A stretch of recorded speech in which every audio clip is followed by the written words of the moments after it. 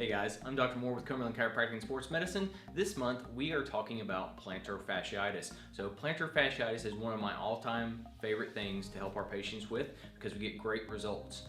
So you've probably heard of plantar fasciitis. It is the most common cause of bottom of the heel pain, right? Sometimes, not all the times, but oftentimes, this plantar fasciitis can come on after someone has started walking or running a lot more than they're used to. Let's say you're training for a 5K or a marathon or something like that, or maybe you bought a new pair of shoes. Something changes and sparks some heel pain that then develops into this plantar fasciitis.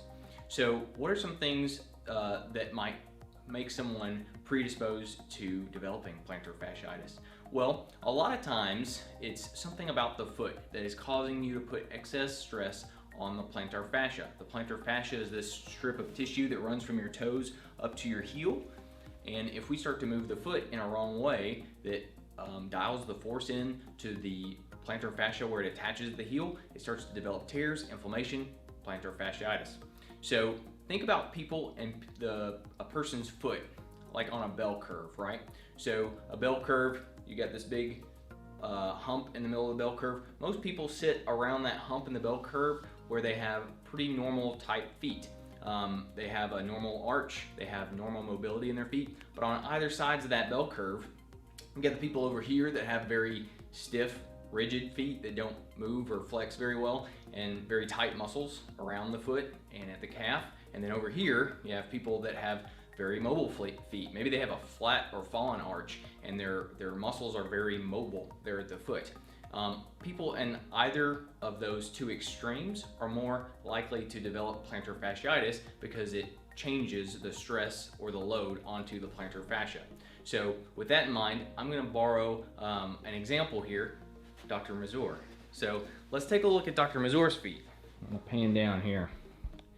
He likes to walk around here barefoot after hours. I've discouraged it, but to no avail. So if we were to look at Dr. Mazur's feet, he is right in the middle of that bell curve, right? He doesn't have a really flat foot, which would mean the arch here in the middle of his foot, it's off the ground, it's not flat against the ground. His foot isn't pointed off in external rotation or pointed inward internal rotation.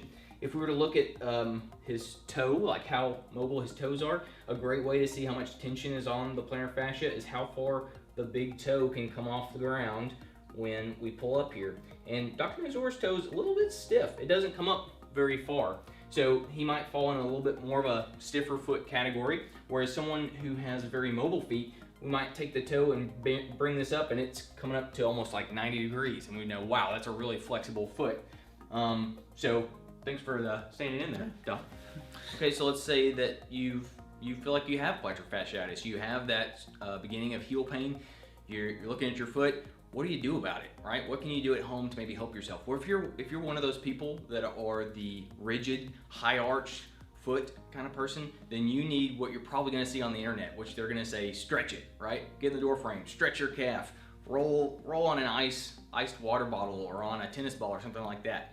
And that's gonna be right for you because those tense, stiff feet people, high arch people, one of the reasons why the plantar fasciitis or the plantar fascia is under so much stress is because the lack of mobility is causing the foot to work in a way where it stretches the plantar fascia too much. So if you can get extra motion into the foot and the ankle, it's going to take some load off the plantar fascia.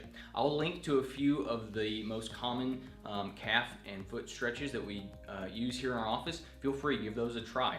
But let's say you're one of the other people. Maybe you have a fallen arch, flat foot, really flexible feet.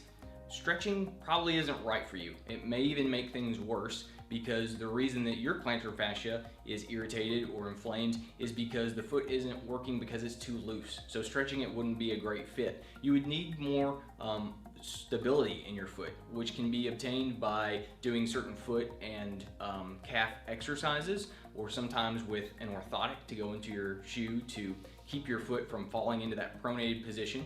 But I think you kind of get the picture. It really depends on your foot and your condition.